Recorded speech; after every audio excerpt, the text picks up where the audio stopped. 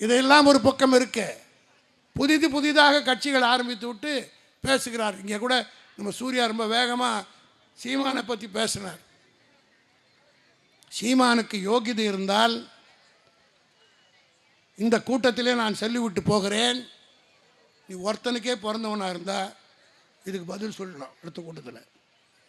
காரணம் என்னவென்று கேட்டால், தமிழ்நாட்டில் இருக்கிற இளைஞர்களே வச்சு இப்போ ஏமாத்துறான். அவன் கட்சிக்கு நாம் தமிழன் கட்சி வச்சிருக்கிறதே ஃப்ராடு. சட்டப்படி பார்த்தால் அந்த பேரை வைக்கக்கூடாது. இங்கே இருக்கிற மூத்தவர்கள் ஒரு 67 கட்சியில் இருந்தவர்களுக்கெல்லாம் தெரியும். இதே பகுதியிலே தான் சீபா ஆதித்தனார் நாம் தமிழர் கட்சியை துவக்கி நடத்தினார். அவர் என்ன செய்தார்?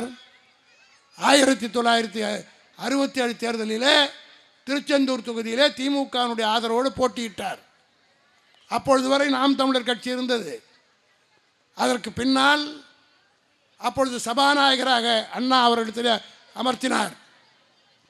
கலைஞர் முதலமைச்சரானவுடன் அவர் சபாநாயகராக இருந்த ஆதித்தனார் இதை பத்திரிகையாளர்கள் அருள் கூர்ந்து இதை கேட்டு, நாளைக்கு அவன் எங்கேயாவது சீமான் வந்தால் இந்த கேள்விக்கு பதில் தைரியமாக கேட்கணும்.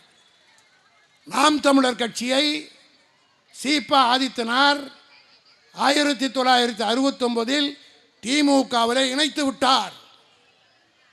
கட்சி கலைக்கப்பட்டு விட்டது. நாம் தமிழர் கட்சியே கிடையாது.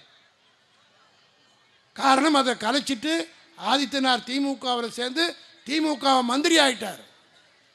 அதற்கு பின்னாடி இன்னைக்கு ஃபோர்ஜரியா அந்த கட்சி பேரை வைத்துக்கொண்டு சட்டப்படி நான் கேஸ் போட்டேன்னு வச்சுக்க, உன் கட்சிக்கு பேரே இருக்காது.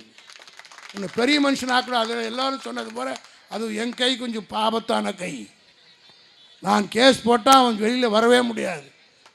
இதில் நான் நீதிமன்றத்துக்கு சென்று நீ ஃப்ராடுத்தனமாக இந்த பேரை வச்சிருக்கிற, ஏற்கனவே திமுக மர்ஜர் ஆகிவிட்டது, நாம் தமிழர் கட்சி திமுகவில் இணைக்கப்பட்டு விட்டது, இப்போ எப்படி அந்த பேரை வச்சு நீ கட்சி நடத்துகிற? சீமான் இன்றைக்கு பெரியாரை பற்றி பேசுகிறான். ஒன்றை மட்டும் நான் சொல்கிறேன், கலைஞரை பற்றியோ பெரியாரை பற்றியோ பேசினால், கலைஞர் கைது செய்யப்பட்ட போது 21 பேர் தீ குளித்து செத்தான்.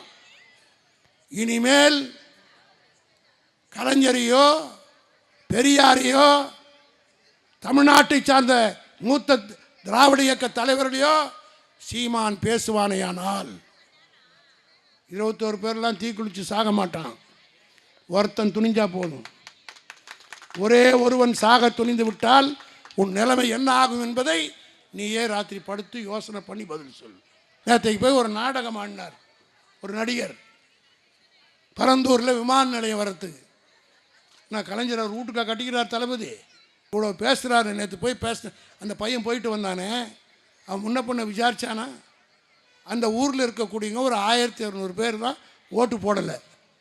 மற்றவங்க எல்லாம் 13 கிராமத்தில் ஓட்டு போட்டான்.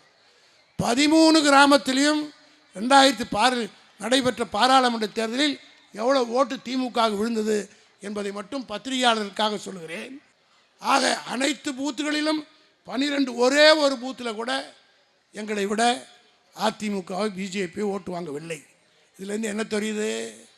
அந்த ஊர் மக்கள் விரும்புகிறாங்க. விரும்பலைன்னா ஓட்டு போட மாட்டான்ல. ஒரு நல்ல திட்டம் வருகிறது என்றால் ஆதரவு கொடுத்து ஓட்டு போடுங்கள்.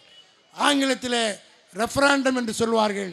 மக்களுடைய பிரதிபலிப்பு, மக்களுடைய உணர்வு என்ன என்பதை, அதை பரந்தூரிலேயே தளபதி மு.க. ஸ்டாலின் எடுத்த முடிவுக்கு எல்லா பூத்திலையும் லீடிங் எடுத்திருக்கிறோம். ஒவ்வொரு பூத்திலும் ஒரு நேரம் இல்லாத காரணத்தினால் எல்லாவற்றையும் நான் சொல்ல விரும்பவில்லை.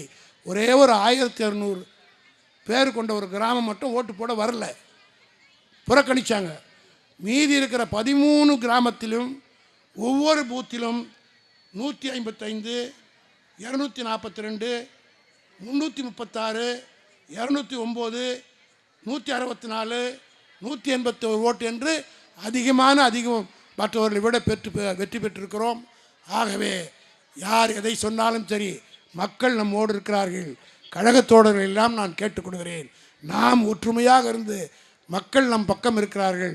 அவர்களை முறையாக பயன்படுத்தி 2026 மீண்டும் தளபதி மு.க. ஸ்டாலின் அவர்களை முதலமைச்சர் ஆக்குவோம் என்கிற உறுதியை இந்த பிறந்தநாள் விழாவிலே எடுப்போம் என்று சொல்லி விடைபெறுகிறேன்.